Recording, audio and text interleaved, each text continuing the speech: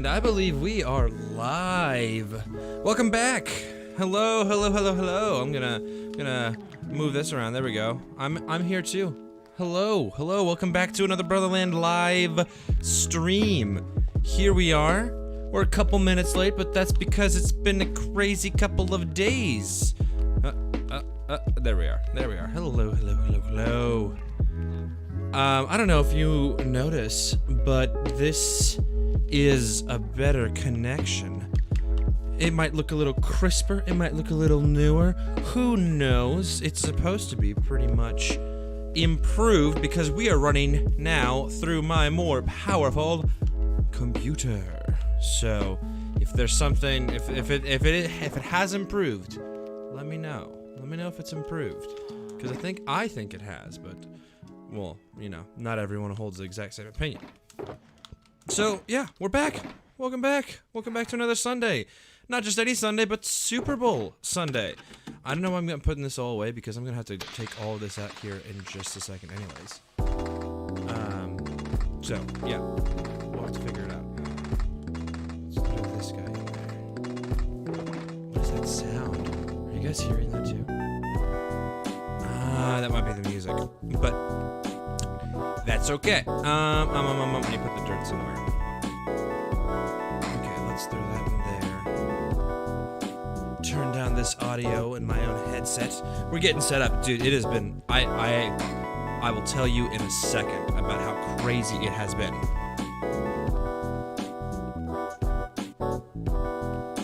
There we go. Now we got everything within reach. We got everything looking nice and swell. We've got that turned down so it's not blaring in my headset. Alright, well, first things first, let's catch you guys up. In case you haven't seen, this is what we accomplished last week. Not the church, because the armory was already there, right? We did that. We worked on the forge a little bit. All the interiors still need work, but they'll get work. We got the stable, which also needs some love and attention. Got the, again, these look so basic now that I look at them. Once I get the details in, they're gonna look fantastic, okay? So, not to worry, not to worry. And then over here, we've already started, I did a little bit of work. I'll explain why there's not more of it done, but we've started what I believe will be the library. So, this will be up and good here in a bit. We're gonna work on that a little bit. Got a statue, another statue, and a leatherworking house over here. So, all of that will come. But then we'll be done with this village once we get all the deets in, and then, you know, everyone will see that, and then we'll be solid. We'll be good to go, and we'll move on to the next project. I know I've been saying, like, every week, I'm like, I'm gonna finish this project, I'm gonna finish this project, and then it just hasn't been finishing. Well, that's what I wanted to talk to you guys about today, is that very, very important thing of work-life balance. And just life, the balance of life in general. Yeah, I'm very excited to show you all of this when this is all done, because I think it's gonna be great. So why don't I introduce the topic while we collect our crops, like we usually do at the start of the last, I guess, 2 episodes. So it has been a super, super stressful last week. I think this has been the most stressful week that I have had up to date in my career as a human being. My career as a human being. Yeah, there we go. It's just been crazy, guys. It's been super busy. Like originally, I really wanted just to finish this all in my free time this week. And then lo and behold, all the free time went away, and there was no chance to do anything at all this week. And so I was like, you know, God, goodness, I don't, saved myself there. Whew. Just did not know like what to talk about for the week, or if I would have, you know, if I was even gonna do a live stream, because I had a crazy schedule for this, you know, these last couple of days. Like for instance, I go to university, not where I grew up. And so I had to drive back home to go to university, and oh my goodness, it took forever. I mean, it was also good because I also can now talk to you guys about a book that I listened to on the way back and on the way here. But Oh man, it has been crazy busy. But we love being busy.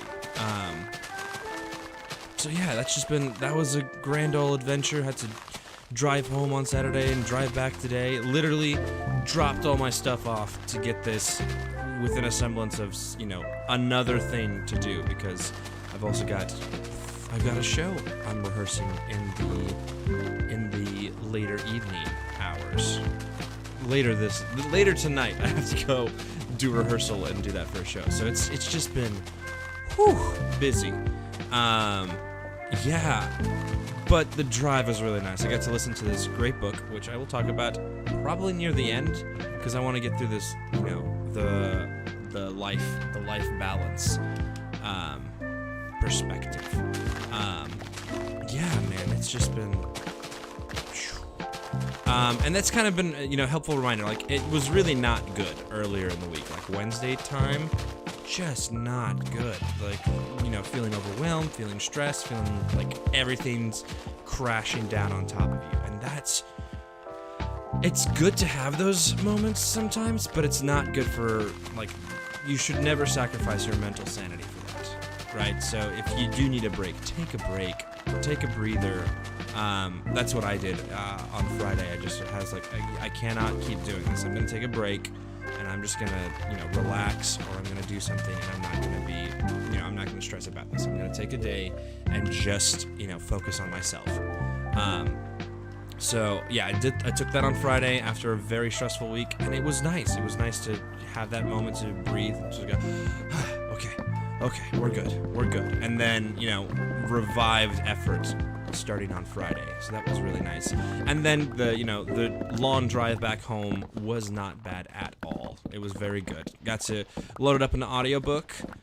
It's called The House of Kennedy by, I believe it's James Patterson. The same guy who writes the Jack Reacher, the Reacher series. So he wrote a great. I've really enjoyed it. I'm almost done with it because the drive luckily takes a lot enough that I could listen to an entire audiobook. Yeah, really good. It's a fictional, not really fictional because it's got a lot of historical stuff. But there's also some speculation in it. There's it's not all 100% facts. So it's got a bit of that, and it just covers the entire, in America we had the Kennedy, JFK, right? John Fitzgerald Kennedy, and it covers their whole lifespan, right? So them coming into power, their father, all the kids, the Kennedy kids, all the Kennedy's kids, and just the cousins, and how they were influential. It's crazy the amount of scope that those that family had. It went to Marilyn. They were involved with Marilyn Monroe, Winston Churchill. I don't think it was Truman, but it was FDR was someone that they had influence on. Up against Nixon. It was just all these historical things that you learn about in your government class.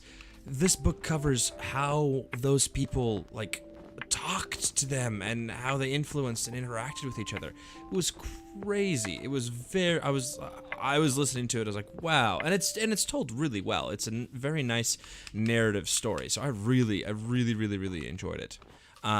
So really recommend that if you haven't read it, or if you're a big history person, absolutely listen and watch that, because it is a cool story.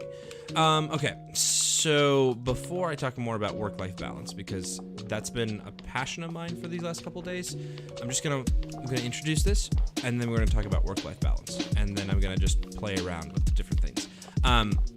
So this is the library, yes. I've done a bit of the floor. I wanted that kind of feel of the dip in, so it's weathered away, and same thing with this. So we got a weathered floor. We're probably gonna mimic something like that, or I kind of want to do something grandiose with the sides. But I'm thinking about having a first level and some sort of upper balcony or something with some sort of central feature in the center. And then we're gonna have a bunch of people over here with books and other things like that, right? So that's what we got going on. We're gonna build that. I figured incorporate the trees here in the corner because I didn't know how to do that. So we're gonna incorporate the trees, and then It's gonna be like, this is overgrown and this is more clean and proper. So that's what we're gonna do. I think that's all we're gonna have time for because today is Super Bowl Sunday. So go watch the Super Bowl. So I'm definitely gonna be ending probably around 5, just because I want people to be able to support the Chiefs, baby. Chiefs are one of my favorite teams. They are my favorite team. So go support them, Chiefs. All right. So that's what we're doing. That's what we're going to do in the background. I'll try not to get too distracted, so that you can enjoy and you can have a conversation with me, and then we can talk about work-life balance if you feel inclined. Okay? Okay. Sweet. So, work-life balance. Again, I'm already getting distracted, but I'm thinking about it because I wanted to talk about it last week. I briefly mentioned it, and I don't think it registered very well because it was just confusing to follow. Like, I watched a little bit of last week, so it's like, I don't even understand what I'm saying right there. So, I used to run a channel called Free Speak, and it was basically, you would free write, the exercise free writing, where you just start a timer and then you just start writing. And then at the end of the timer, you stop writing, right? That's what I used to do. And so this channel is kind of an offshoot of that, and it feels very similar to me, to where I am kind of just saying and writing whatever it is that comes to mind off the bat. I think I can move it all, yes? Almost. I can almost move it all, so we'll have to move it. So anyways, it was all about, talking and writing and doing everything without stopping until the timer ends. And that's kind of more the approach that I want to go here on this channel. Just for you guys, just so you guys can have something that you're listening to and some sort of conversation piece that we're all having. Obviously, I want to engage with all of you, and I want to, no, yeah, I don't want to put it over here. I want to put it over here. I want to engage with all of you, and I want to talk to all of you. So that's the other thing that I want to do, is engage in content with you. But while the channel is growing, I understand that that's not going to be a guaranteed every week. So I will be, in the meantime, just talking about whatever. And if you have a comment or opinion, feel free to jump in and share with me, because I really like talking to you guys, and I think you guys are pretty cool for the people that are here. So you guys are cool, and I love having you around. So feel free to talk to me about anything. Jump in, and I'll be happy to discuss it with you. So, in terms of free writing, right? So it's good. It's unfiltered. It's a live stream. I'm doing this live because I want to, and because it gives me a chance to take a break. This is actually part of my work-life balance, right? So I, with the theater scene and everything else, it gets super busy. It gets super busy, and it's really hard to find times for like a break or other things. So this is actually something that I've built into my schedule. First of all, of course, to talk with you guys, and to also kind of generate some views, have an experience where people are connecting together over Minecraft. Ideally, I'd love to do this as a what am I thinking? The word escapes me at the moment. Like as an interview style thing. I think that would be a lot of fun, is to like get people on here and then interview them. Be like, hey, hello, how are you? What do you think about X and Y and Z and da-da-da-da-da? And I really think that would be a lot of fun to do. So eventually I'd really want to build up to something like that, to where people could, hop on and say, oh, hey, we've got so-and-so from this thing this week, and we're going to interview them and talk to them about that. So that's my goal for that as well. I lost my train of thought. I wasn't even doing anything important, and I already lost my train of thought. This is great. This is fantastic. Yep, it's gone. It is completely gone. The point being, I like doing this, and I want to keep doing this. Also, for me, it helps me have a moment where I can say, okay, I'm gonna take some time. I'm gonna, dedicate 2 hours or whatever else it is, however long it takes, to just sitting down and letting myself play a game that I love to play. You know, this is something that's a lot of fun for me. I really enjoy building and doing things. I know I'm not the best, but it gets better. I'm promising you guys, it's gonna get better. These builds are gonna look amazing here, you know, once I get some more practice in. And so I'm really hoping that, you know, just by doing this, it also becomes something that is something that's more interesting to watch, especially if you are a person who likes, you know, Minecraft stuff. That I really hope that it does become something genuinely interesting, and like something that you can maybe pick up some techniques on or other things, if that's what you fancy. If not, we'll figure something else out. You know, there'll be some sort of niche, like book reviews. I know I've gotten some feedback from some of you that you really enjoyed book reviews. Well, then we'll read more book reviews and talk about more books. Again, with this week, I really wanted to talk more about the other book, but unfortunately didn't quite finish it yet. So it's almost there. I've got, like, I think 8 different chapters to listen to, and then we'll be done. And I think that'll be quite exciting. Quite exciting. Yeah. But work-life balance is really important, and I don't know if you've ever felt like it's not. I'm here to tell you that it really is. It's so important. Just because if you ignore it, and you bury yourself in your work, some people are workaholics, and I will be the first to say I am absolutely a workaholic. I love to be busy, and several people have commentated and said, you know, if I wasn't doing something, I'd find a way to do something, just because that's who I am. I was taught that if you're not doing anything, you're being lazy, and that might be I know now that that's maybe not the best trait, and that can be a toxic thing to have, but nonetheless, that's how I was raised. That's how I grew up. So that's kind of the procedure that I have in the back of my mind now, is that if I'm not doing something, I should be doing something. So I always love to stay busy. Sorry, I'm trying not to say, like, I wonder if we should do something different with that.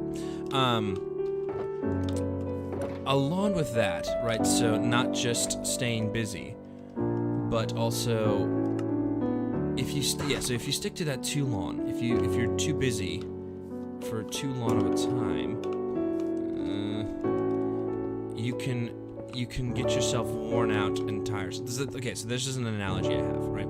This is something that I was taught, and in a little proverb I had. I don't know if that works. I think it does, but maybe it doesn't. Who knows? I also would love if there was a point eventually where people could be like, oh, hey, that works, or have you tried doing this, so I could improve my own Minecraft thing, slowly but surely, right? With work-life balance, I think one of the hardest parts of all the work-life balance is remembering that it's okay to take a break, because you need those breaks to stay sane, to you know, be able to get it all done. So let me give you an example, right? The story I tell myself all the time is there's these 2 woodsmen, right? They're chopping trees in a wood. They're chopping wood in a forest. Chopping trees in a forest. They're chopping to get wood. I don't know. You get the point, right? So they're chopping because they need to get stuff done, right? And so there's these two woodsmen. One of them is older, and one of them is younger. And they go out into this forest to chop up all these trees. And the young woodsman is very confident in his abilities. He's like, I got this, no problem. I'm gonna go and I'm gonna basically have a competition. I'm gonna chop out all these trees, and I'm gonna beat the young man. The old guy, right? So there's an old guy and a young guy. The young guy says, I'm gonna go beat the old guy. I'm gonna chop everything down, and it's gonna be great, and I'm gonna be the winner. So he goes to do that, right? and he's full of energy, he's full of life, he's chopping down trees, and he starts and he bursts ahead, right? So this old guy does not stand a chance, because he's chopping down 3, 4, he's constantly working, he is going, and he every so often he'll stop and he'll look at the old guy, and the old guy is, every time he looks at the old guy is sitting down catching his breath, and he's like, ha ha ha, look at me, I am so much quicker than this old guy. I can outcut all those trees. Right, and he does that, they do that for the entire time period, and then the bell rings and it's like, da-da-da-dum, okay, time to stop. So they both stop, and they put down their axes, they carry all of the wood that they've chopped to a central pile, and they start, counting up who did what, how much did each person, put through. And he's counting, and then they keep counting, and the young man is clearly in the lead. He's got so many trees that he cut down. And then a little bit later, the young man is done with trees, and the old guy starts catching up to the amount of trees he got. It's like, oh, okay, well, that's, old guy probably caught up to me a little bit. And then it keeps going, and then he eventually overtakes the young man. And so now the old guy has more trees cut down than the young man. And he keeps going, and then eventually it's like 2-3 times as much as the young guy. And the young guy is so confused by this. He's like, how did you do that? You must have cheated. You must have stolen some of my my logs or something. How did you manage to cut down more trees than I did? I just want to know, because I don't think it's possible. You were, every single time I looked at you, you were sitting down. Oh no. Oh no. Do you see that?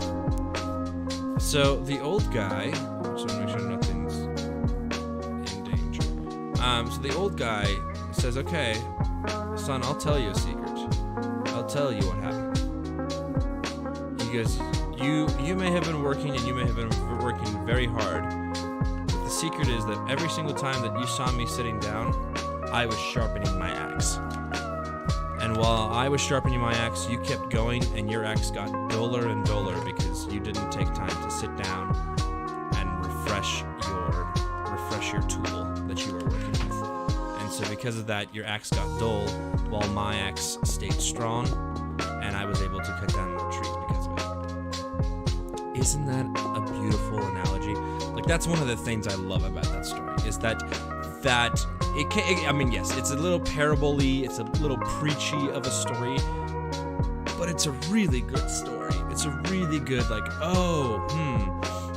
it should be about that you should take the time to rest, because resting is really important. Even if you don't think it is super, super important to take time to rest and to recover and to get all your energy back.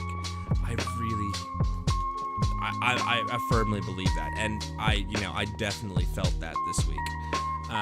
Just taking the time to lay down, to relax, to cut things out that you don't need to be able to take a deep breath in, take a deep breath out, and relax and recharge. It does wonders. It does magnificent wonders to do that, right? Trust me. If you haven't experienced it, it helps. If you have experienced it, would you agree? Would you agree with that statement that, being able to take that rest and take that time to recharge it will actually help you in the long run. So you're not sitting there tired and unable to move because you get that. Because you're working so hard. Now, most of the time when people tell this, it's really hard. It's another story. When people talk about, resting and relaxation, it can be very difficult, usually to find time. Usually the reason why people don't rest is because they don't have time to rest. Thinking like, oh, well, I have all these projects due and I don't have a time to rest and do that project. And sometimes, like, especially with this channel, like, I really want to grow this and I really want to get people on board. But it's also really important. Like, it's not worth doing if it's gonna stress you out and it's gonna bog you down.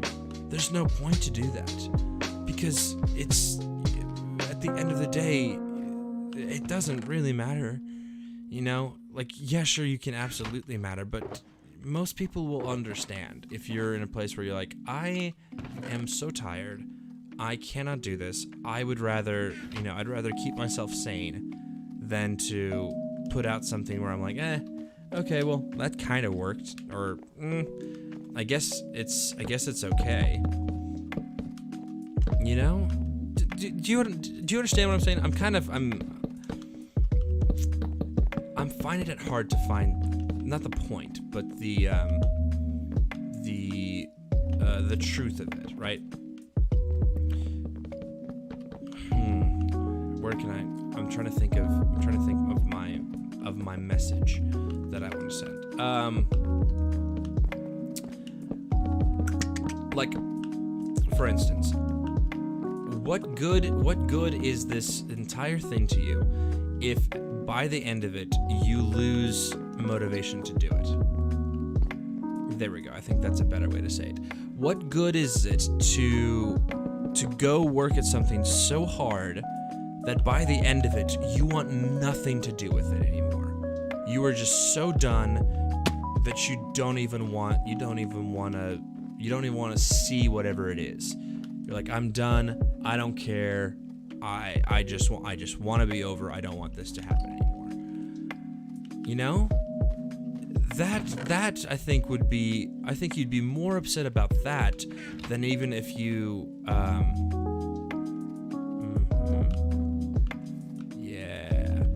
you'd be more upset about that than if you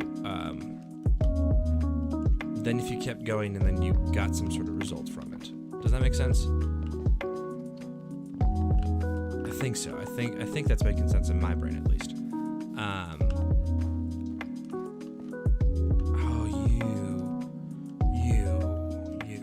Tricky. Let's say for another example, right? If you,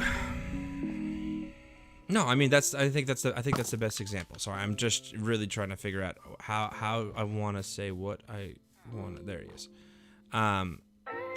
If you get burnt out on something, there's now you've eliminated the reason for doing it. You've destroyed the fire inside of you, and you're going to be more likely to burn out on whatever it is you're doing, more so than you would be if you just had saved yourself the trouble and taken that break. At the same time, also, your attitude and that's going to get very affected very quickly with that, because you're going to be angry with people around you. You're like, I don't like this, or these people are so frustrating to me. I don't want to see any of these people anymore. Blah, blah, blah, blah. You know, whatever. You're gonna find those moments where you're complaining or griping and moaning about people, and you're like, I just don't want to do this anymore. Does that make sense too? I think that's being frustrated. And again, everyone handles stress differently, and everyone has a different level of things that stress them out or don't stress them out. Right? So, some people can handle stress like nobody's business. It's easy for them, it's not hard, they're happy to go through it. And for others, it's really challenging. It's very difficult. And it can be taxing for them to do that. This is very difficult. I will say that for sure. To plan and to do this at the same time. Okay. Yes.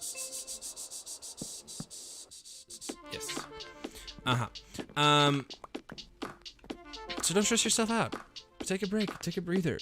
Do what you want to do, and then take a moment to relax and to breathe. Because no one's forcing you to do this. No one. Yeah, you're gonna be fine.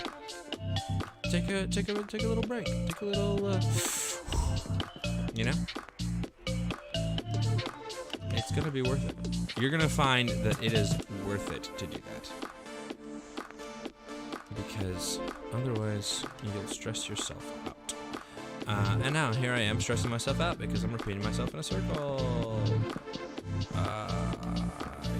Let's go.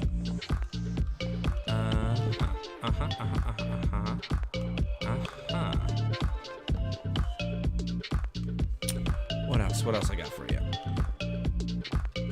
This book that I was referencing, Oilia. Was referencing it, Oilia. It's kind of fun. It's kind of fun, guys. It's a good, solid, decent book. There's a lot of moments in it that are fun and again, I listen to the audiobook, so the narrator does a great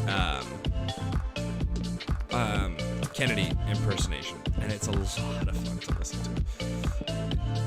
He's like, if you've ever heard John F. Kennedy, which I found out he went by Jack. So John F. Kennedy, he actually went by Jack when everyone talked to him. It was Jack Kennedy. Like, oh hey, what's up, Jack? How are you? How you doing? Which I thought, I was like, oh, huh, I didn't know that. Actually, I did not know that was the way it worked, or that's the way that that's what people called him. And now I know. The more you know, right? The more you know. Ooh, yes.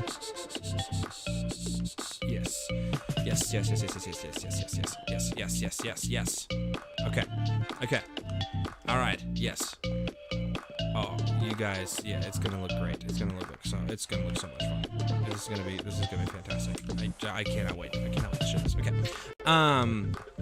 There's and the thing that I love about it, I think I just really love to complete histories of where they really start at the beginning, and you get this sense that things are growing and things are developing as they go. I really, for whatever reason, I really love that stuff. Because you get the whole history of the Kennedys and the Kennedy administration. You get to see their father in action. You get to see, how his father, is it uneven? Or am I crazy? 1, 2, 3, 4, 5, 6, 7, 8. 2, 3, 4, 5, 6, 7, 8, 9, 10. Oh, it is uneven. Look at that. Huh. Interesting. Sorry, this is a new revelation for me.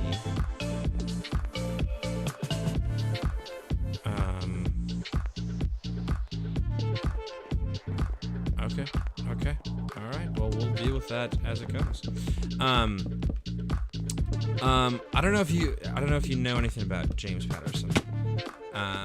Or I can't remember his actual name. I think it's James Patterson. He writes fun thrillers usually. Most people know John Krasinski because he's from The Office, but he's also, I think he played Reacher in the Reacher movie. I believe that is the case, that he did that. And he does a fantastic job as. Well, I'm not 100. I can't remember. Well, I think it was somebody else who played Reacher in the series, but nonetheless, the series is always, it's super high energy. It's super fun. Super fun, super high energy. Usually for the books that he writes, and this is it's just. Again, in terms of a literary perspective, it's a really good book. It reads really well. Or again, it listens very well because I listened to it. Which I really enjoyed. Gonna have to adjust something over there. But not only that. And it covers it pretty well, and it's just, and the voices, and you get all these different opinions, and you get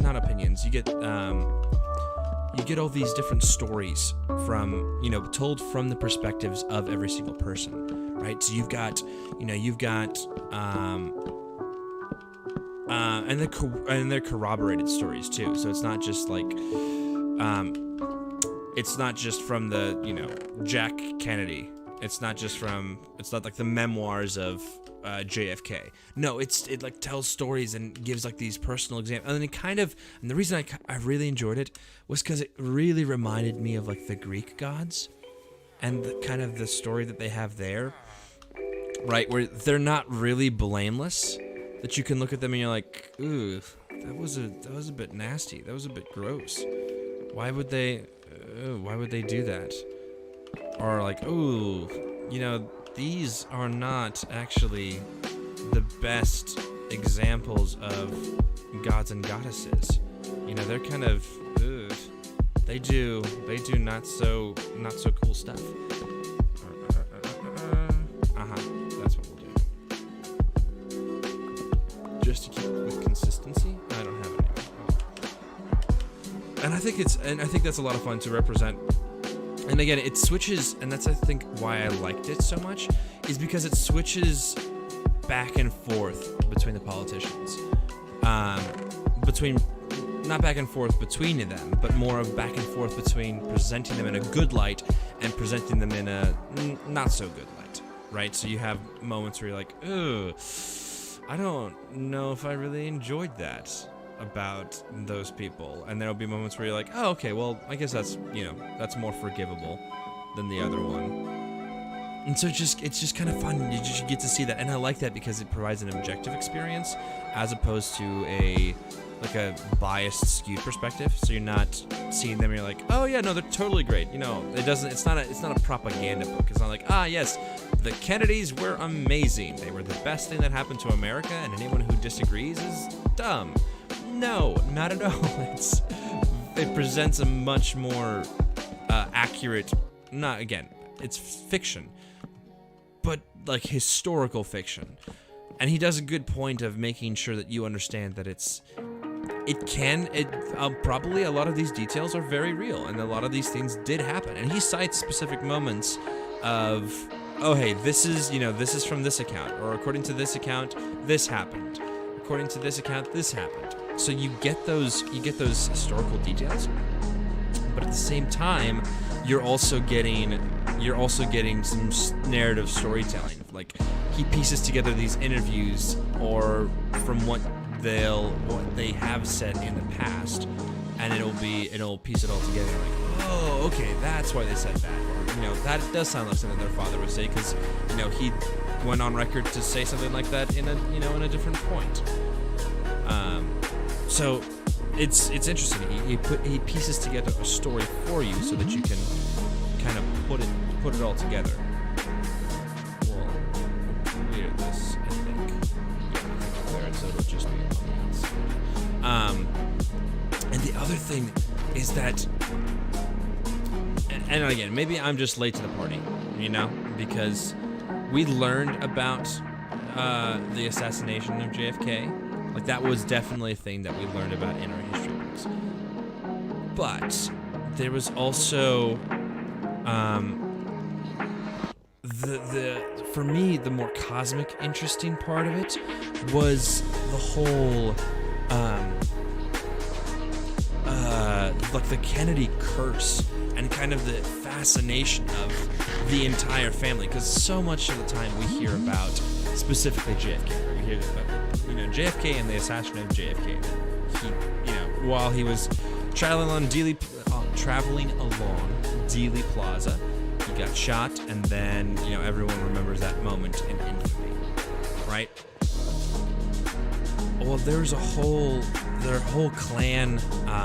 They talk about like the whole power of the Kennedy clan, and it's just so fascinating to look at. They talk about like the Kennedy curse is one thing that they talk about, and how, you know, some people, some of the Kennedy members believe that they were cursed by their father, because they were talking about, their father said, he said, you know, I'm gonna build some of the greatest things. It's gonna happen in this, you know, in this family. It's gonna happen with us because, you know, because I said so.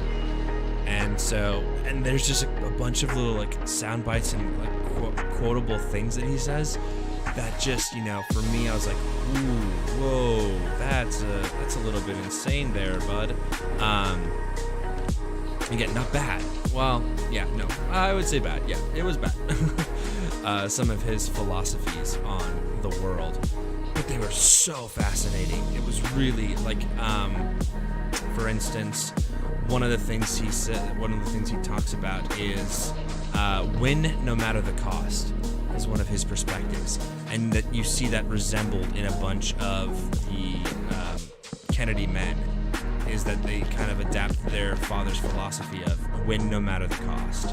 And that is, you know, and you get to watch how through history they have this mentality of win no matter the cost, and how it ends up actually really hurting them in their lives, because they've adapted this, you know, win no matter what, win at whatever cost. Really cool, really fun, really fascinating. And they've had other moments. There's just a bunch of little like quotable sections that they have, as well as, you know, consequences of almost Greek tragedy aspects to what happened to them. Of, you know, like, oh, the Kennedys did this, and then they, you know, it didn't work out for them, and it was actually really bad. It was, you know, not a good moment at all. And then in some other moments, there were places where it did work out for them, and sometimes they were the victims. Sometimes they brought it upon themselves. Like, and the reason why I think some of it is very Greek tragedy-like is because they have a moment, like, the Kennedys are known for their not misogyny, that's the wrong word for it, the womanizing, kind of, right? Like womanizing and getting people to do what they want, and, you know, having their way with I don't want to say women, what do they call it? I know the other term for it, but that's a play term. Not philandry. Yeah, philandry. Not philanthropy, but philandry. So the Kennedy men were especially known for, for not being 100% faithful. And it kind of just ran in the family of all these different men who just did not stay loyal to their wives. And that felt very Greek God to me. You know, where they're like, oh, we don't have to obey the laws because they don't apply to us.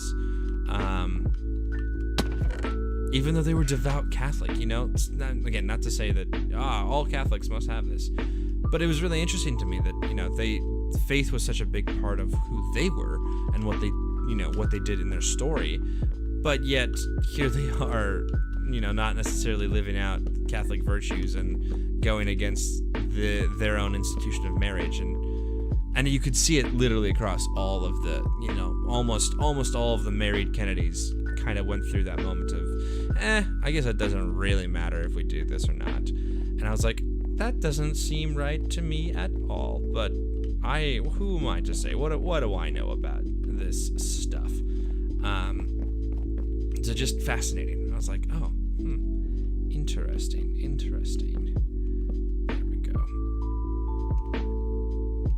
I also really enjoyed,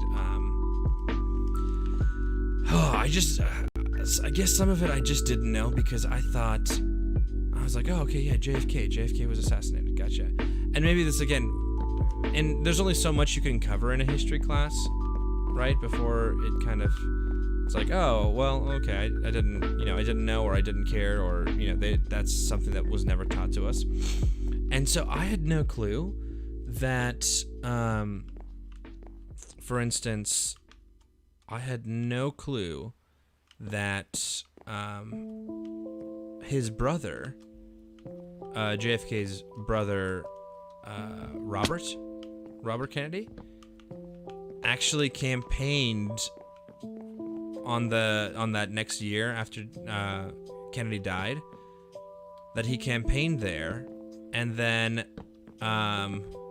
ended up also being assassinated. Like, that's something that I never, oh, that's not what I want.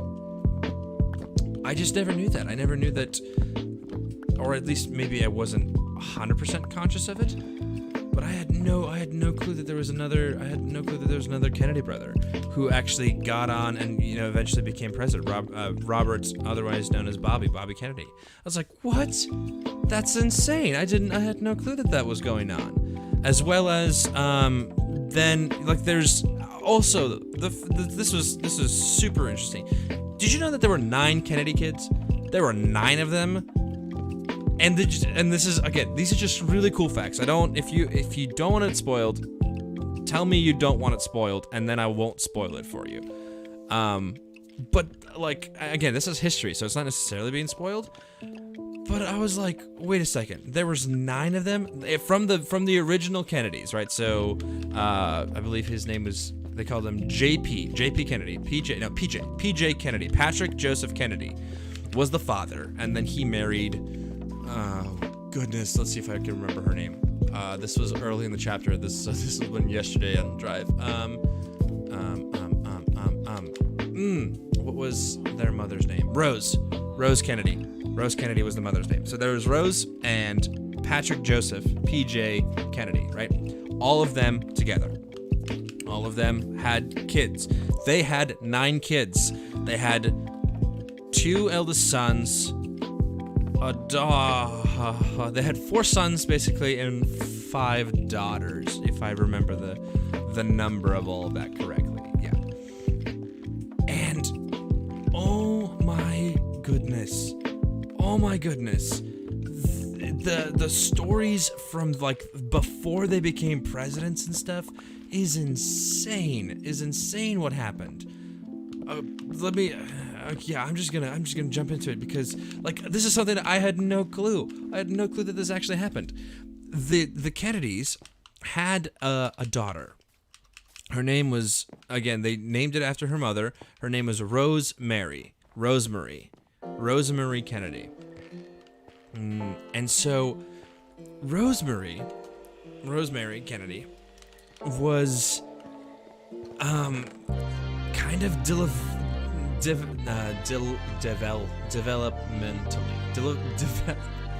developmentally slow, like a little I cannot say that word. Developmentally. There we go. Developmentally slow, like just a little bit, like not even that bad. Like, it's just she just liked compliments. Like she liked compliments. She liked, when people were nice to her, which, who doesn't? Oh, everything's off by 1. It's okay. We can fix that. Right. So that's not a crime. It is not a crime at all to enjoy compliments. And because she was slow, her parents, and this is, such a toxic idea, but this was so fascinating for me. I was like, I had never heard about the Kennedys, and, also because I didn't grow up in the era, maybe if I was older, I would have enjoyed, learning more about the Kennedys and learning more about, oh yeah, I remember so-and-so.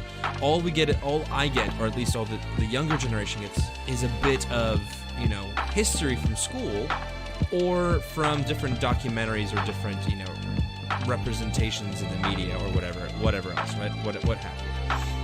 So for me, it was really interesting to see kind of this idea of superiority to the Kennedy father that Joe talked about, right? That, we are Kennedys, and you have to represent the Kennedy clan. You're not just yourself anymore. You have to, show that you're a Kennedy. Right, there's this kind of clout system to it. It wasn't just, right? Okay, so you're following me, right? Because their daughter was a little bit slow, just a little bit slow, they were like, well, let's see if we can do a procedure and, fix her up, because we're not, Kennedys are supposed to be strong brewed, not weak. We're supposed to be good. We're supposed to be excellent. Okay. Well, you gotta help her. Go help her. This is what we're gonna do.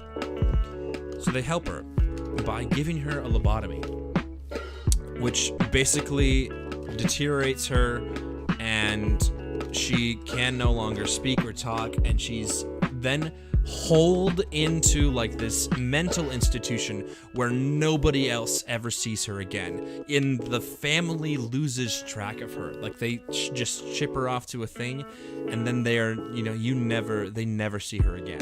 Which I was like, what in the world? This is insane. How is that even what?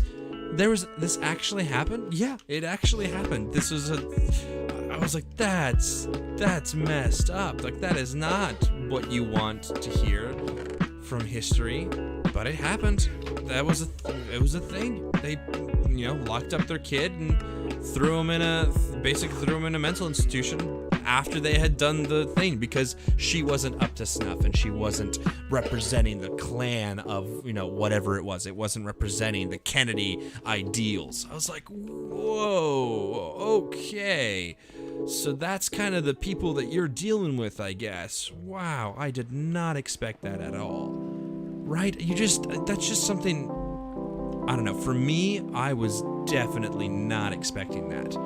I thought it was going to be something more on the lines of like, oh yeah, they had a really good childhood, or their dad was a little bit stricter on them than other fathers. No, this guy went all out as to what he was expecting all of them to do, which was just crazy. And then there's other stories, like they talk about the Kennedy curse, right? This Kennedy, which is also really interesting to look at and to study. This idea that all of them had this curse basically bestowed upon them of, because the father wanted so badly for them to be successful, that their drive and need to do this basically kind of drove them insane. Just was not good for them at all. I'm getting to the point. So this family and what they did, right? So they have this drive. Their father instills in them a drive to be perfect, to do everything they need to do. You represent us now, so you gotta go and you gotta represent, what this family is. So they go out and they go and so they become super competitive with each other, which is another reason that they get into so much freaking, not even, trouble. Yes, sometimes absolutely trouble, but not just trouble, but just they sometimes ruin their lives by being so competitive with each other. And I'm like, why are you doing this? For instance, the oldest son, which I didn't hear about, was the reverse. So if it was Patrick Joseph Kennedy, this one was Joseph Patrick. So Joe, the son, went off to the war in World War II. Yes, World War II, I believe. So he went off to the World War II and became a pilot, and was a pretty good pilot. And then there was a little issue where he was involved in a little secret mission, if you will. He was involved in a little secret. Okay, a little secret mission.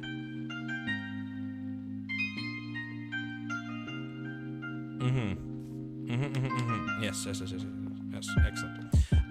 So he was involved with a secret mission, which, was only secret against the Germans, not necessarily against Americans, because that would make sense. Because then why would I know about it? Why would I know if it was so secret? Why did they put it in the book? Anyways, the whole point was to send the first rendition of a drone into, and then basically fly it over the channel, have a remote control, evacuate over the channel, and then fly it into the Germans' base, so that we could perform better against the Germans and attack the Germans in a better, not light, basically defeat the Germans by use of drone, right? So that's the secret mission plan. Well, Joe Jr. Kennedy is involved with that, and then he's told ahead of time, like, hey, just letting you know there's really faulty wiring on this, and we don't think you should go on this. And because of his dad's competitive spirit, he was like, no, I'm gonna do this because, you know, this is what my dad would want me to do, because I'm not gonna come home a failure. And then they were like, yeah, but dude, it's got faulty wiring. And he's like, I don't care, it's gonna be fine. And all the Kennedys had this like great sense of humor. Like everyone who saw them were like, oh yeah, they're charmers, they're great, they're fantastic. The Kennedys are always super fun to be around. Well, lo and behold, there was faulty wiring. And so the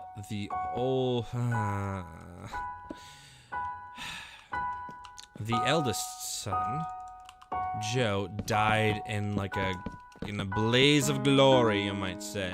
In a super blaze of glory. And it's just, again, fun, interesting stories. The Germans tried to, like, demoralize Americans and said that they basically had, that story wasn't true, that they had actually captured him, tortured him, and then that's where he had died, as a POW instead of an actual pilot. I'm getting frustrated. So, like that, I was like, oh, huh, interesting that they, you know, like, why attack Joe for that? Like, I get the tactic. It was just interesting. I was like, huh, interesting. They were so caught up with it. They were like, no. He died because we wanted him to die, not because, you know, he blew up and that they were actually trying to kill us. Just an interesting, again, another interesting story from the thing. But then that, you know, because his brother went into the army, Jack Kennedy, also known as JFK, also went into the army because he wanted to outdo his brother. And, you know, the whole saying of win no matter the cost, win no matter the cost, was embedded into the entire family. It was like, oh, there's a constant competition, so Jack felt like he had to outdo his brother. But he was in worse health than his brother, so it didn't really work out for him all the time. So I don't know, it's just, you know, there's a bit of this prophetic thing almost with this family of did they bring it upon themselves, or was it brought upon them? And that's kind of, I think that's a fascination, because I've seen so many, like, again, I've seen them in existence, but I've never watched any of there's like this fascination with the Kennedys, right? Because they're so charismatic, they're so much fun, they're good, they're humorous, they're, you know, all of their humor's off the cuff, and it's like, oh, hey, yeah, don't worry about it, you know, whatever else. And when you look at their life, it's kind of a Greek tragedy at certain moments, of just like, oh, wow, some of their lives weren't as glamorous as they were, you know, letting out to the public. And then there was just crazy moments in their lives where they were also talking about that they were defending themselves like a mafia. It was great. Like, you couldn't get any dirt on the Kennedys until later in life. Like, they were just very smart and defensive against their own flesh and blood, basically. They're like, nope, nothing is gonna scathe us. We are gonna defend our family, and we're gonna make, you know, you can't get any dirt on the Kennedys. And then people became almost scared of them, because if you associated with the Kennedy, most likely that meant something terrible was going to happen to you. That's the Kennedy curse that they were talking about. Is this idea that, oh wow, come on, there we go. Like Marilyn Monroe. There's some speculation that Marilyn Monroe actually died because of her association with the Kennedys and what had happened with that. Which I was like, what? I thought Marilyn Monroe was a big druggie and she just, you know, overdosed. And then he kind of gets into a bit of that conspiracy, which he doesn't really touch on the entire conspiracy of the whole assassination, which I enjoy. If I wanted to look up the conspiracy theory, I'd like to look up the conspiracy theory at some point. But at least for me, it wasn't like, oh, hey, yeah, this is the truth of it. It's not presenting you a conspiracy theory. It's presenting you all these different things and then kind of asking you the question, like, what do you think, huh? Isn't that odd that this thing happened?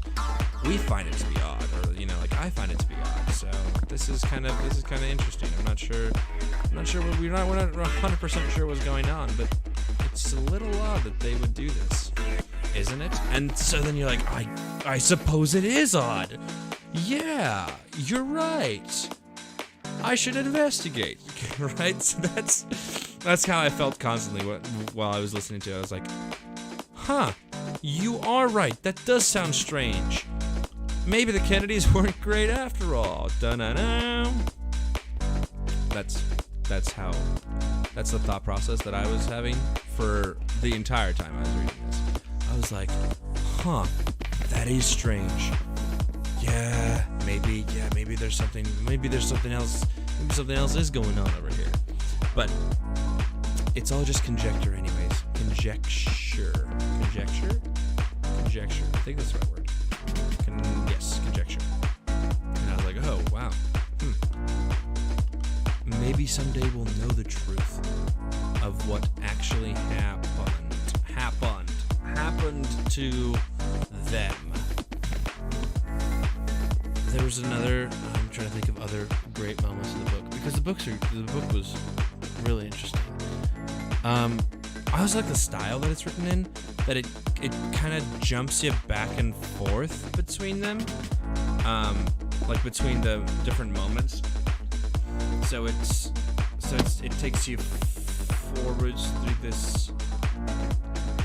through this thing, and then it kind of also moves you not forwards and backwards. Like it starts with one brother and it moves forward along his life, and it kind of gets this summation of the brother and their life. Then it will jump back and keep going and keep teaching you about another brother, and then like show you where he crossed the path with his with his other sibling. And you're like, oh, okay, I gotcha.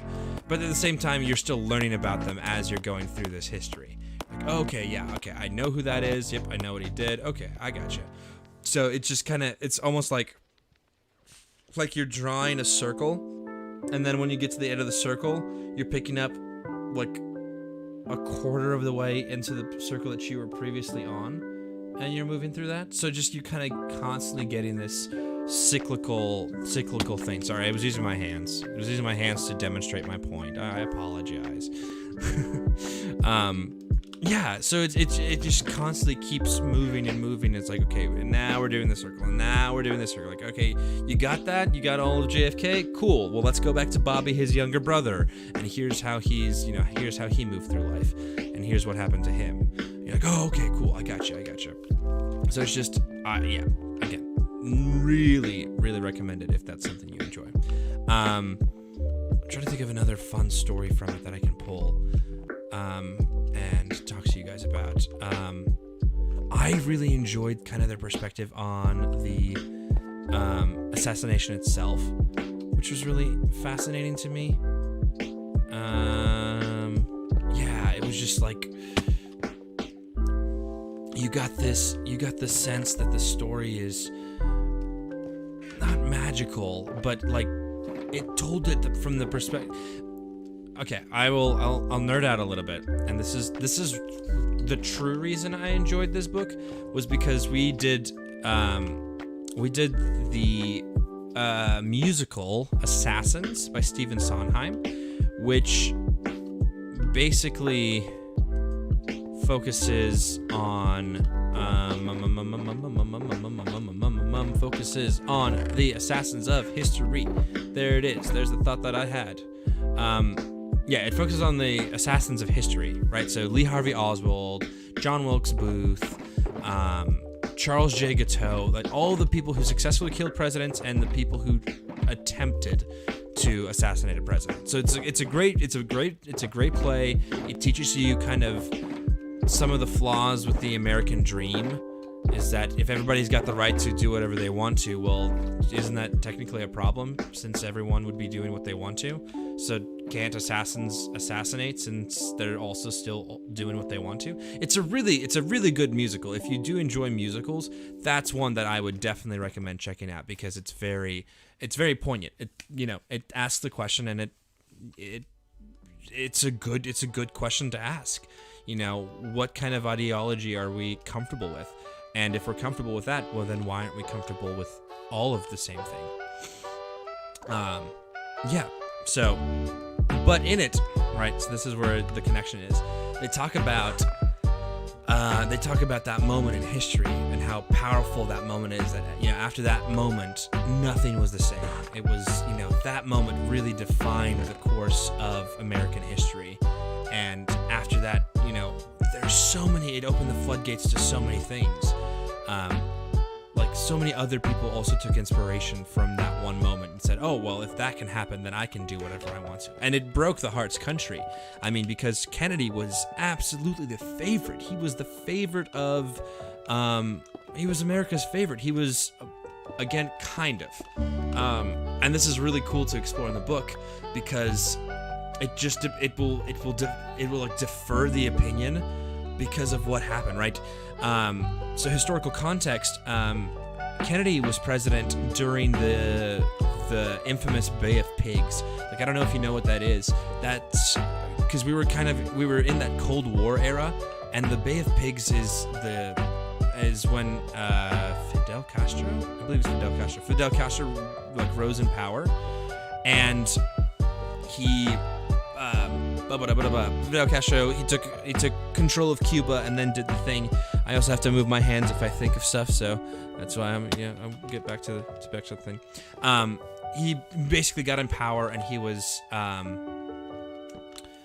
trying to take over Cuba. And so when he sent his troops, when Kennedy sent the troops to kind of handle the situation, they didn't handle it. And he got a lot of flack for it. Like, people were very, very upset with him because he did not handle it well, and it reflected very poorly on him. People were not happy with what JFK had done, and like he lost a lot of favor in that moment from a lot of his supporters. But we still, because of what he had done, because he was assassinated, we kind of now remember him in history and immortalize him because of all this incredible moment in history where a president was assassinated and it was caught on camera. It was talked about. People were looking for the thing, and there's so many conspiracies because of the testimonies. Like, this one person said it came up behind them and to the right, and it talks about the woman who reports that, and she's like, I regret this to this day because I have a hearing problem and I didn't tell them I had a hearing problem, and now because of me so many conspiracies have been fueled because I gave a different direction than where the Texas Book Depository was. And I was like, how crazy is that there's so many things that go through and we're like, oh, it must have been done this way, and then all of a sudden it's not the case, and so many, like, there's nothing you can do to change it because the public is already fueled by this, and like, nope, it's got to be this way, this is the only way that I know. I was like, man, that's insane. Oh, comment. He charged into Cuba. Yes, he charged into Cuba with Cuban rebels. Fun story on that, because they talk about that in the book. It wasn't actually, it was, yes, Cuban rebels, but it was also the Cuban mafia. Because Fidel Castro, when he took over Cuba, he also took over the casinos. And so the casino crime lords of Cuba were not happy that they had lost their business to this dictator. So when they hear that there's an American president who wants to basically come with them and get them, help free them, they're 100% on board, and they actually help them out. And they're willing to fight against Fidel Castro because their business is going down the drain. I found that to be fascinating. I was like, well, so you're telling me a bunch of mobsters were like, hey, person not from our country, we've got a guy who stole our business, and we're willing to side with you and say, yeah, we want this back. Like, I don't know, that to me I found pretty fascinating. I was like, that's what happens when you mess with the mafia. Which, again, fascinating book. I learned so much about the Kennedys in this book, which, again, not information that's necessarily useful, but it's really interesting information to have. For instance, did you know that the Kennedys were also connected with the mob of America? And that, like, Frank Sinatra was also a big fan of the Kennedys. And he actually helped the Kennedys out and get them elected into office, as well as the Chicago mob. Like, just so many moments in history where the Kennedys actually got together. Like, they influenced a bunch of what had happened in the United States. And so many people were involved with this affiliation that they had. I was like, I don't know. For me, it was blowing my mind every single moment. I was like, I didn't know that. I didn't know that. I didn't know that. So I just had tons and tons of moments of that. So if you're looking for a deep dive on the Kennedys, this is it. Like this, and it's just, it literally puts them as like an entire Greek story of like, this is the life, and this is what happened to them and what they did. Yeah, I think that's what I want to do. Okay. I'm trying to think of some of the other crazy stories in that book, because there's a bunch of them, and they were fantastic.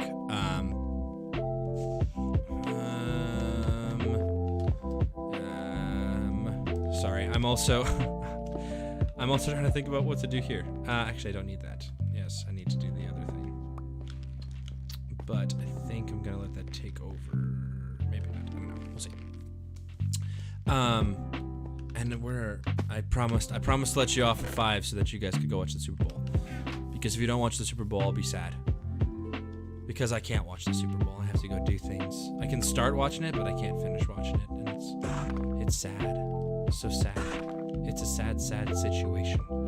I'm kidding. Everything's fine. Don't worry about me. I'll be okay. Yeah. So, I mean, in conclusion, it's a fantastic book. They tell really crazy stories. The way to tie it to Assassins, that I forgot to do that.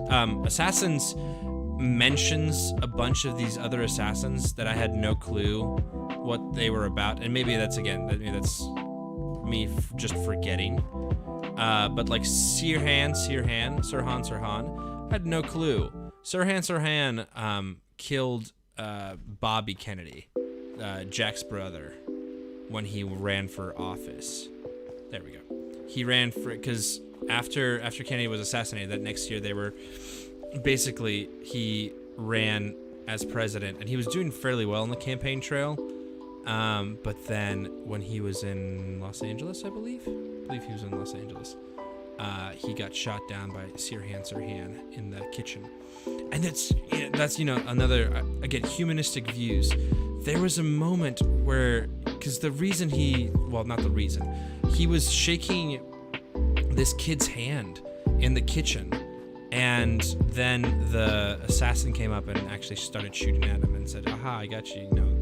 I can't remember what he said, but so many people in the press were blaming the kid who was trying to shake his hand, and they said, if the kid hadn't shook the president's hand, or the future president's hand, this would have never happened. And I was like, that's not fair. That's not fair to assume of a kid. Like, the kid wasn't doing anything wrong. He was just, how was he supposed to know that there was it wasn't planned or attempted. It was just something that had happened. Why can't you see this? But that's Sirhan, and they mention him in the play, in the musical, I mean, and it's just like a passing reference, and I had never known what that was or who that was, and then from listening to this, I was like, oh, Oh, okay, I gotcha. Now I know who that is. Okay.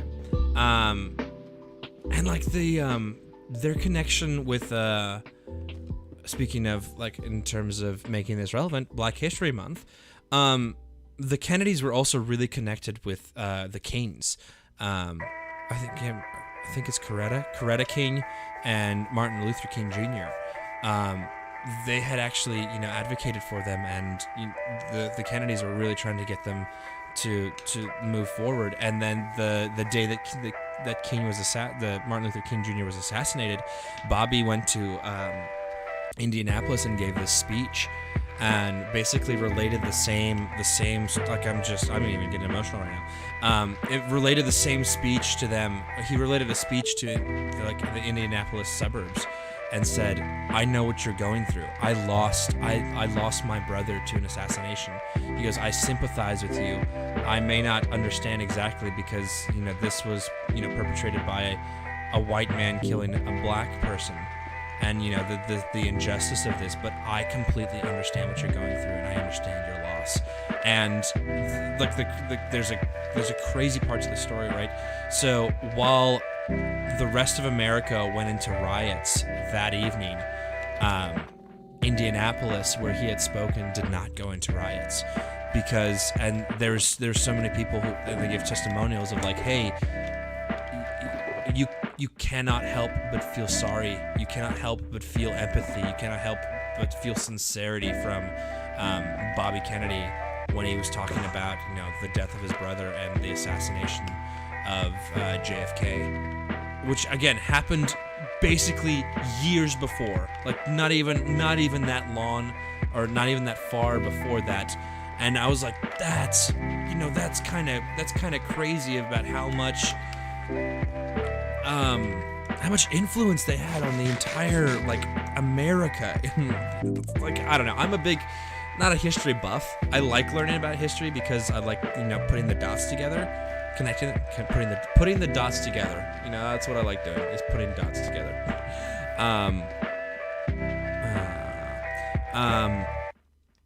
But that was really cool to me. I was like, I had no clue. I had no clue about this family and how influential they were across the entire thing. And it made me I was like, okay, well, this is really interesting, and I'm glad I know more about this. And I feel like sometimes, I mean, I'm not calling anyone out, but feel sometimes as a generation we kind of lose touch, because while it may be news to me, it's not news for other people at all. Because I'm sure that no matter who you talk to, they'll know, oh, the Kennedys? Yeah, totally. I know exactly what you're talking about. Or I remember how important they were. Because to us as young adults, ages 20 to 30, maybe not exactly 30, but I have no recollection of, Kennedys being in the news or, representing anything. They were just, all I know about the Kennedys is that, oh, hey, one of them was assassinated, and I did a musical about it, in my early days of college. That's all there is. But now with all of the connection points, I'm like, interesting.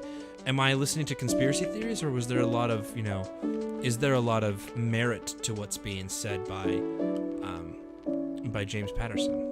Is that something that I can trust and verify, or not?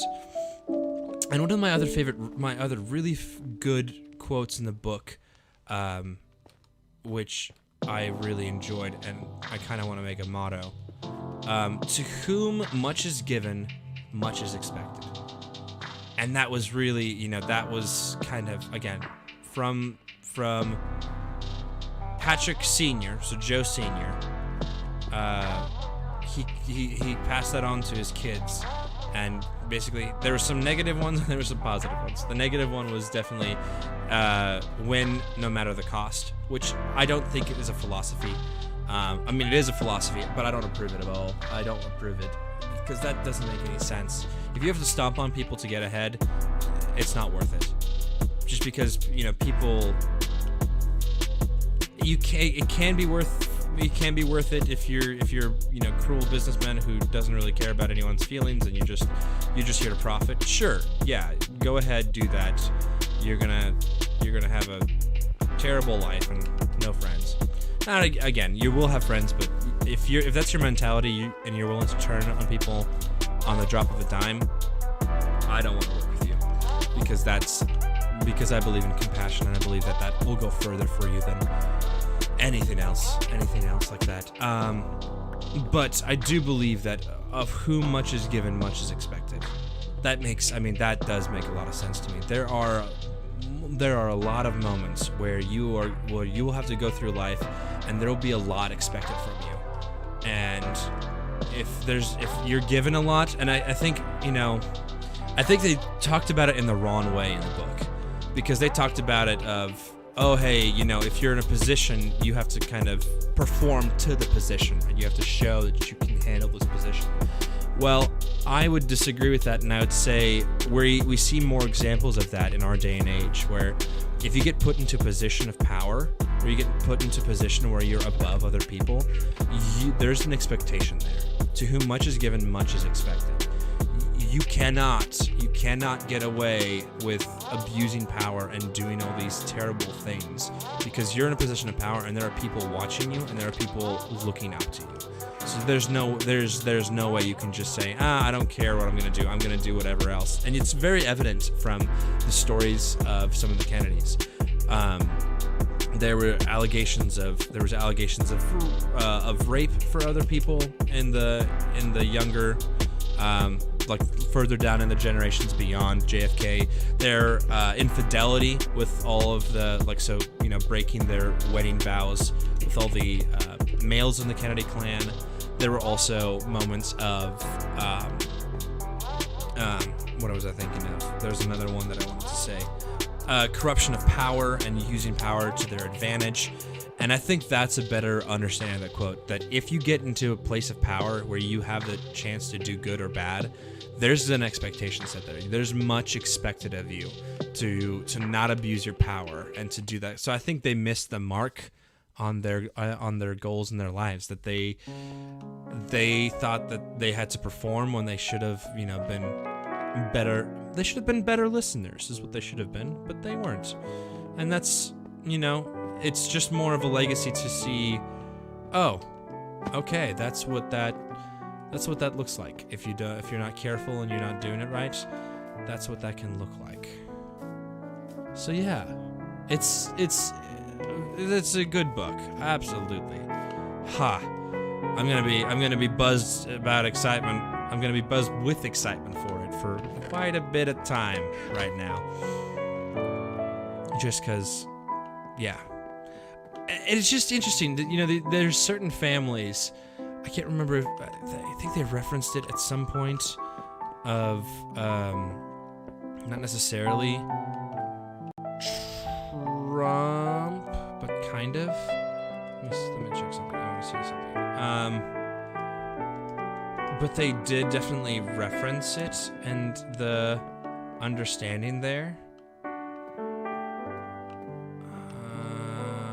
I'm sorry. I'm trying to figure. Like this is definitely something I want to do.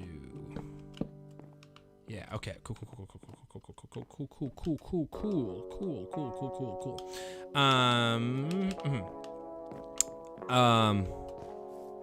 Like they just referenced that, and I can't remember how or why they referenced him, or like what he had done, but they referenced that in the book, and it just made me think of like different political parties and different political things that were going on. I was like, interesting how sometimes we frame it and we view it in such a specific light. And I was like, interesting. Like I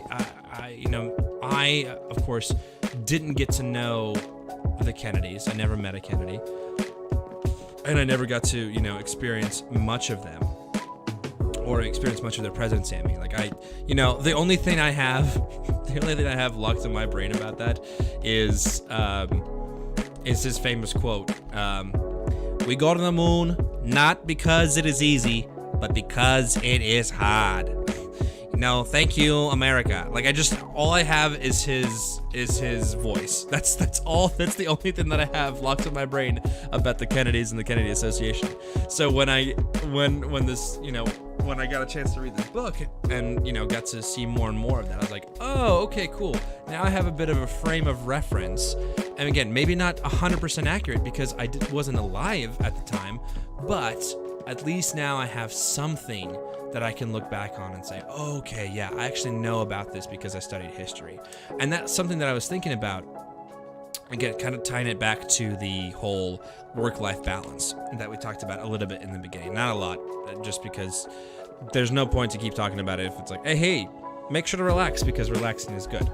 No, reading books for me is very relaxing. I really enjoy taking time and reading books and, you know, being able to unwind and decompress a bit and say, okay, all right, I feel good, I feel relaxed, I feel much better about myself and about, you know, the things I have to do. So I really encourage you that if you have a chance to read, do it. Take a time, read a book that you haven't read. Do something exciting and worth your time. There's a famous quote. Not a famous quote. There's a quote that one of my teachers that I really enjoyed because it makes a lot of sense to me. Of you can judge what a person knows based on the books in their library. You can judge what a person knows based on the books in their library, and I find that to be not 100% true because I think some people can be brilliantly intelligent and, you know, they don't like reading books or they haven't read a lot of books. But more so, you will learn so much from the books you read. And it doesn't have to be like, again, do I need to know about the Kennedys? Absolutely not. Absolutely not. But nonetheless, I'm learning something and I get to apply it to different parts of my life. I'm like, oh, okay, cool. This is, you know, oh, this is interesting. Okay, this makes more sense to me now. Or, oh, okay, so I don't want to do that in my life. I want to be like the Kennedys, or I don't want to be like them in certain aspects. But nonetheless, the more you read, the more exposed you are to things like it and the different theories of life is basically, I think, where that was leading, I believe. I don't know. I'm tired. It's been a long weekend. Oh, and that's the thing. For me, reading is a form of relaxation. That for me is that, you know, you get the chance to unwind, to read, to just kind of listen to a story, especially with audiobooks. It's just relaxing. It's just a nice moment to be like, okay, cool. I know I can turn off my brain and check out for a little bit and just listen to somebody else talk to me about the Kennedy administration. Yeah. That's what I got. Short and sweet. It's not a terrible crazy because I also want to go relax too. You know, I've been talking to you guys about relaxing, and I'm gonna go, you know, turn on the Super Bowl and watch the Super Bowl. So go eat some chips or something. And then look, this is a rough idea. I want to put some bookshelves up here, possibly put some beds up here, put some beds down here so the villagers can move. Maybe some glass panes in here. I want to keep this open so it kind of feels free and kind of feels different than the other ones. And I think if we took them around, yeah, look at that. So it definitely feels very regal and very book-like. I like that. Yeah. I think that'll work. I think that will be a good addition to this village, and then we'll populate it and decorate it. So hopefully next week we'll just do that. Or we'll move on to the next task, and maybe I'll have some time to prep it ahead of time this time. Yeah, that's what I got for you guys. Very chill, very good. If you have a chance, check out the book. It's a lot of fun. Also, make sure to take time to relax. Just relax, enjoy yourself. Have a moment, resharpen your axe so you can chop down that tree and continue forward. Yeah? I really appreciate you guys. You guys have been great. You guys have been awesome. I hope that the quality has improved. Leave me a comment or throw me something if you think if it has improved, because it should have, because the computer is working fantastically. And then as soon as I have time, I will get you more videos on the channel in terms of like, I think Mardi Gras is coming up here in February, so expect that from Animal Crossing. And Phasmophobia will be coming out because I have plans for that, and now I have the software to do it. So, guys, I'll see you when I see you. I'll catch you on the flip side. Happy Super Bowl. Go Chiefs.